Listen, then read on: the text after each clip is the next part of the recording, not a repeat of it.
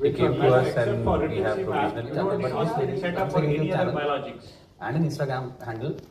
No, you don't. Because she I'll has, she's explain. a very good cook. Bosses again. They like it and To the proceed to the notification. stage, And I request I would request Dr. Suman Patra to kindly accompany him. Now, I request Dr. Gyaneshwar Kalla, former professor and head of department of hello everyone, welcome to my YouTube channel Rani की friends. आज मैं फिर आ गई हूँ AIIMS hospital और अंदर जाके बताते हैं और डॉक्टर से भी मिलेंगे, जो कि आपके साथ वीडियो शेयर करेंगे। तो वीडियो में बने रहे, वीडियो को लाइक शेयर कर दीजिए। अभी हम जा रहे हैं वहाँ पर जहाँ पर मेरे को बुलाया गया है, तो वहाँ का नज़ारा थोड़ा सा बैक कैमरे से दिखाते हैं आपको। इस तरफ मैं जा रही हूँ, ये है मेरी छोटी बहन, उसको मैं साथ लेके आई हूँ। यही मेरा आज वहाँ पर वीडियो बनाएगी, तो आप लोग लाइक शेयर जरूर कीजिएगा।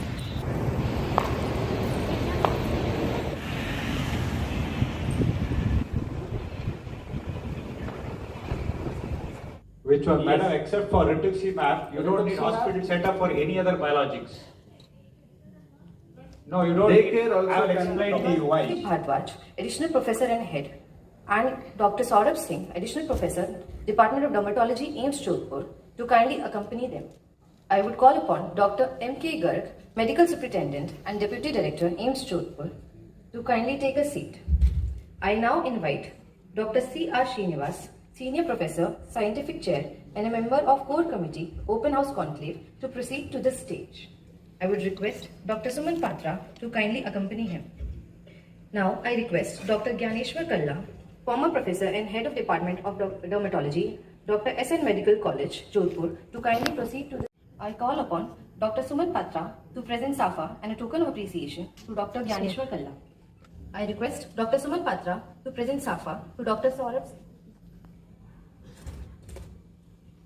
Dr. Gyaneshwar Kalla, Dr. Akshay Jain, Dr. Srinivas, Scientific Chair, Dr. Pankaj Rao, Organizing Chair, Dr. Praful Mehta, Organizing Secretary, and our own Dr. Abhishek, Scientific Chair, and Dr. Saurabh, Scientific Secretary.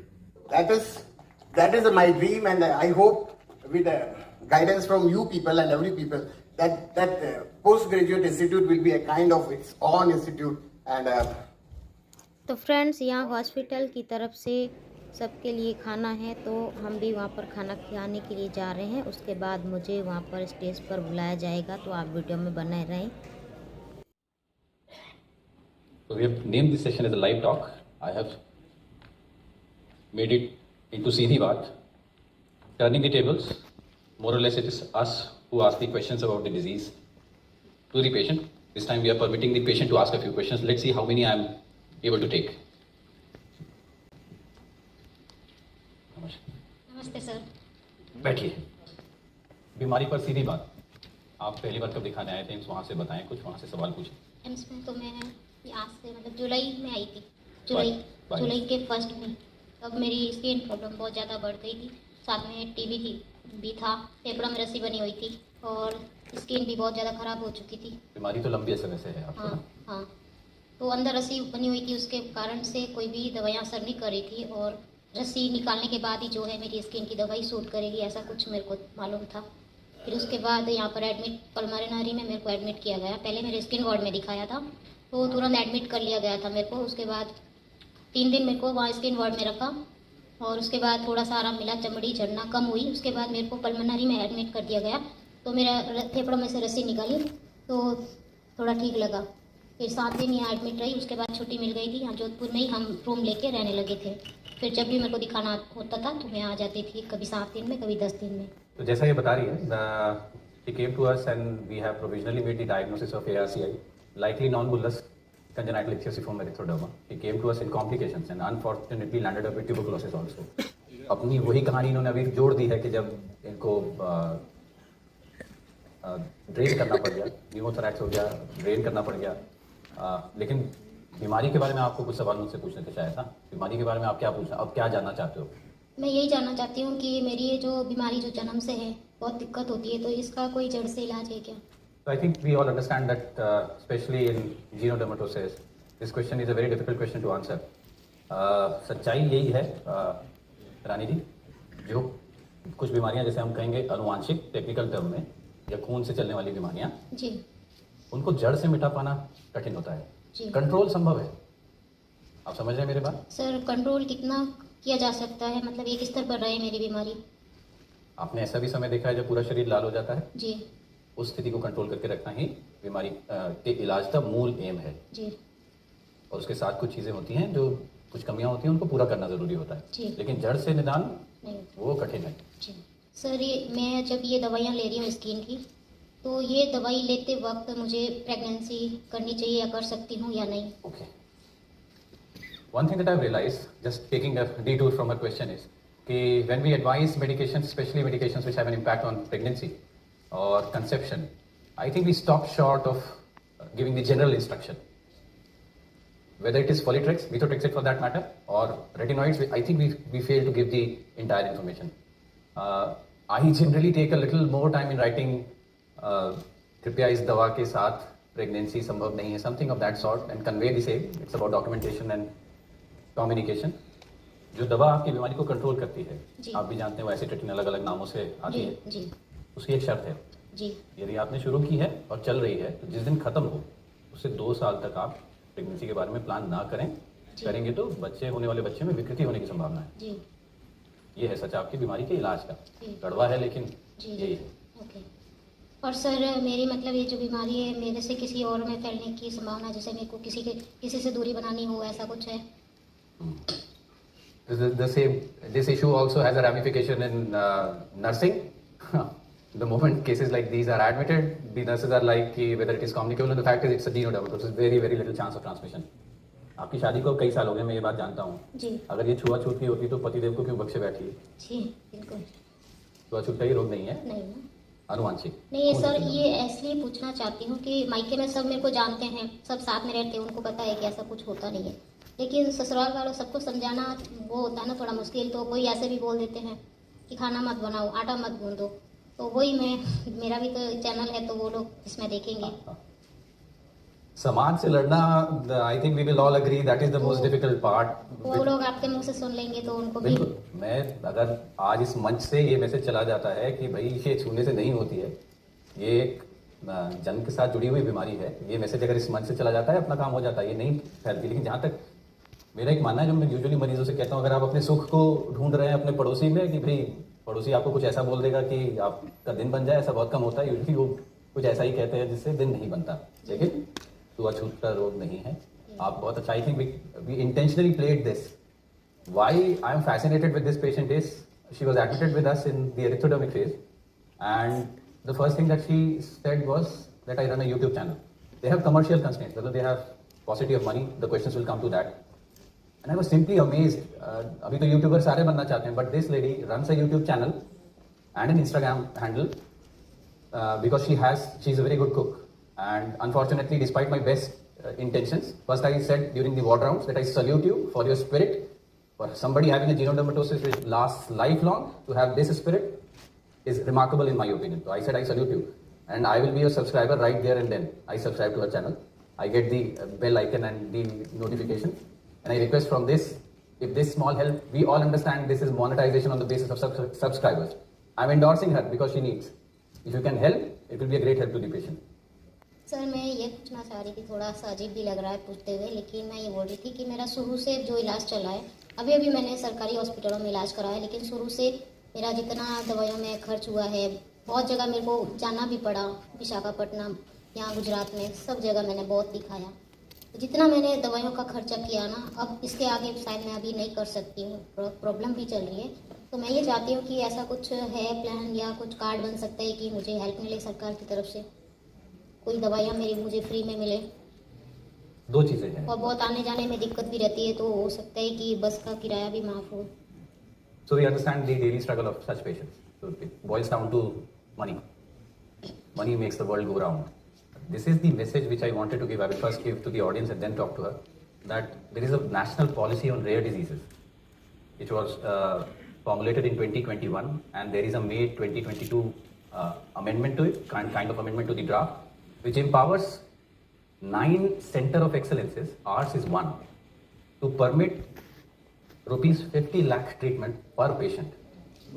It is meant for more like Gaucher's disease and such conditions, but it's a hard fact. 9 pan-India centers as centers of excellence for rare diseases, where such patients can put in their application, which has to be forwarded to the ministry, and they are empowered to get cash return in terms of the money to the tune of 50 lakh per patient. एक policy है सरकार के द्वारा बनाई गई, मुझे पता है अभी आप उसके बेनिफिशियरी नहीं है, क्योंकि हमें एक चिट्ठी उसके लिए लगानी होगी, जिसके तहत हर रेयर डिजीज यानी एक जो बहुत कम लोगों में पाई जाने वाली बीमारी होती है, उसके लिए सरकार, केंद्रीय सरकार 50 लाख रुपए तक देती है. जी तो आपकी जो समस्या है उसमें कुछ जांचों में, क्योंकि हमने आपकी genetic analysis we were unable to do because it cost 14-15,000 rupees, that's another problem. पर ये सारी चीज़ें सरकार वहन करती है इस नई पॉलिसी के तहत. तो वो अब हम पे निहित है कि हम आपके लिए एक चिट्ठी लिखें और आपकी इस प्रॉब्लम को थोड़ा, इस शॉक को हम एब्जॉर्व करने की कोशिश करें. दूसरा जो ट्रैवल से रिलेटेड है, जो मतलब आपके आने जाने का खर्च है, उस पर इस एक्ट के तहत तो नहीं होता है. ये एक्ट आपको केवल इलाज से संबंधित पैसा देता है, आपके आने जाने का खर्च ये एक्ट वहन नहीं करेगा. जी सर, ये मैं क्वेश्चन करना चाह रही थी कि जब भी मेरे को मतलब ज़रूरत पड़ती है ना हॉस्पिटल आने जाने की, तो मैं 2 लोग की बजाय एक ही मैं अकेले आना पसंद करती हूँ, क्योंकि 2 लोग आएंगे तो ज़्यादा खर्चा होगा, बिल्कुल. इसीलिए आपका सवाल वैलिड है, ये समस्या भी बिल्कुल मालूम है. एक बीमारी है कुष्ठ रोग की, हम थोड़ा सा डाइग्रेस कर जा रहे हैं. उसमें सरकार डिसेबिलिटी एक्ट के तहत ये देती है. आपके वाले बीमारी ये वाला प्रोविजन नहीं है, लेकिन आपके इलाज में होने वाला जो खर्चा है ना, वो हम एब्जॉर्ब कर सकते हैं. इस स्थिति में अब हम हैं. जी सर, अगर मतलब मैं ये दवाइयाँ खा रही हूँ, कभी ज़्यादा होता है कभी कम होता है, तो ये भी क्वेश्चन था मेरा कि ये मतलब दवाई कब तक चलती रहेगी मेरी. ऐसा है कि एक स्तर पर मेरी बीमारी रुक के फिर मेरे को दवाई या तो कम कर देनी चाहिए, या फिर एक गोली से ही मेरा पूरा चलता रहे. सिर्फ गोली पे देखिए इलाज अगर हम करने का प्रयास करेंगे तो फेल कर जाएंगे. इसमें एक वैक्सीन, पेट्रोलियम जेली या लगाने वाला मॉइस्चराइजर जरूर जुड़ा हुआ रहना चाहिए इलाज में. दवा कम या ज़्यादा डिजीज बीमारी की स्थिति, जब आप लाल हो जाते हैं तब डोज बढ़ाना पड़ सकता है, जब आप लाल नहीं रहते हैं तो डोज कम भी कर सकते हैं. बंद करने की स्थिति पे संशय है, बंद तो मुश्किल सर है. ऐसे में तो मैं एसिट्रिन छोड़ दूँ तो बुरा हाल हो जाता है, लेकिन एसिट्रिन की भी कोई लिमिट होगी कि मेरे को इतना दिन लेने की. अभी वो लिमिट डिस्कस हुई है कुछ देर पहले, बट देखिए जब आप लाल हो जाते हैं तो वो कॉम्प्लिकेशन ऑफ इलनेस की तरह देखा जाता है. यानी उसमें केवल चमड़ी ही नहीं, अब आपके दिल पे भी लोड पड़ रहा है, क्योंकि हमारी जो चमड़ी है उसमें भगवान ने बहुत तेज ब्लड सप्लाई नहीं बनाई है. लेकिन जब आप लाल हो जाते हैं तो खुल जाते हैं ये शंट. साइड इफेक्ट दवाई का साइड इफेक्ट हाँ. है, कोई दवा ऐसी नहीं है जिसका साइड इफेक्ट ना हो. जैसे क्या क्या हो सकता है? आप देखते हैं जब भी खाते हैं आपके होंठ थोड़े से ड्राई हो जाते होंगे. हाँ. थोड़ा आपको खून जांचों की जरूरत पड़ेगी, जहाँ पे हमें देखना होगा कि इसकी वजह से खून पे असर हो रहा है या नहीं. कोई बहुत दूरगामी, कोई बहुत बड़ा नुकसान, कुछ फेलियर, उसकी संभावना बहुत बाद में है. हमें तो दवाइयों से ये प्रयास करना है कि आप लाल ना हो जाएं फिर, क्योंकि वो स्थिति आपके लिए ठीक नहीं है. सर एक क्वेश्चन और था कि ये मेरे ये बच्चों में भी होगी क्या? आपकी एक बिटिया है जितनी मेरी जानकारी है, हाँ उससे मेरी नहीं बेटी है, है, उसको तो कुछ नहीं अभी तक तो. क्योंकि आपकी जो बीमारी जो खूनों से चलती है उसमें ऑटोसोमल रिसेसिव नाम की श्रेणी में आती है. अमूमन ये जनरेशन छोड़ के होती है. बट ये बात भी पूरी तरीके से कहने के लिए अनफॉर्चुनेटली ये सच्चाई है कि आपकी भी एक जेनेटिक एनालिसिस जरूरी है और आपके पतिदेव की भी जरूरी है. तभी हम पूरे स्ट्रेंथ से कह सकते हैं. बट अभी जितनी हमारी बात है, जिस ग्रुप में आप फिट होते हैं उसमें 25% संभावना मानी जाती है. और ईश्वर की दया है, मेरे ख्याल से आपकी जो बिटिया है उसको ऐसा कोई भी रोग अभी नहीं है, कोई लक्षण नहीं है और आगे भी नहीं रहेगा, इसकी संभावना बहुत कम है. अगले में अब आपकी वो दवा भी है पिक्चर में, ये मत भूलिएगा कि वो दवा विकृति करने की शक्ति रखती है. छोड़ने की हमारी संभावना कब बनेगी हमें नहीं पता. लेकिन अगले, अगर आप केवल इस क्वेश्चन पे ही बेस रहे हैं कि अगले बच्चे में कितनी संभावना है, तो सांख्यिकी मैथ्स के हिसाब से 25%, लेकिन वो भी 100% जवाब इसलिए नहीं है क्योंकि मेरे पास ना आपकी जेनेटिक एनालिसिस है ना आपके पति की. उसके बाद हम 100% कॉन्फिडेंस से कह सकते हैं कि. तो सर ये जो मान लीजिए मैं प्रेग्नेंट होती हूँ, तो ये प्रेगनेंसी के टाइम पता किया जा सकता है कि होने वाला बच्चा कैसा होगा? किया जा सकता है है, ना? लेकिन उस जांच के लिए भी उन जांचों को फीटल मेडिसिन में देखा जाता है. जो पानी होता है बच्चे के चारों ओर और छोटे छोटे विलाई कहलाते हैं, उन दोनों से जांच संभव है जिससे पता किया जा सकता है आज की डेट में कि होने वाले बच्चे में ये विकृति है या नहीं. जी सर. लेकिन वो फिर भी वो जांच आपकी जेनेटिक एनालिसिस और आपके पति की जेनेटिक एनालिसिस के बाद ही होगी. 60,000 जीन, कितनी जीन में क्या ढूंढना है उसके लिए पता होना चाहिए कि आप में किस पॉइंट पे डिफेक्ट है. और कोई सवाल? सवाल तो बहुत है, समय थोड़ा कम है रानी. अपनी उम्र बताएं. मेरी उम्र 31. एसिडिटिन कब से खा रही हैं? एसिट्रिटिन तो मैं 3 साल हो गए. It's more like off and on. The affordability has always impacted treatment. She has landed up in ectoderma more likely because of non-compliance. लेकिन 15 दिन से अभी बंद है मेरा एसिट्रिन.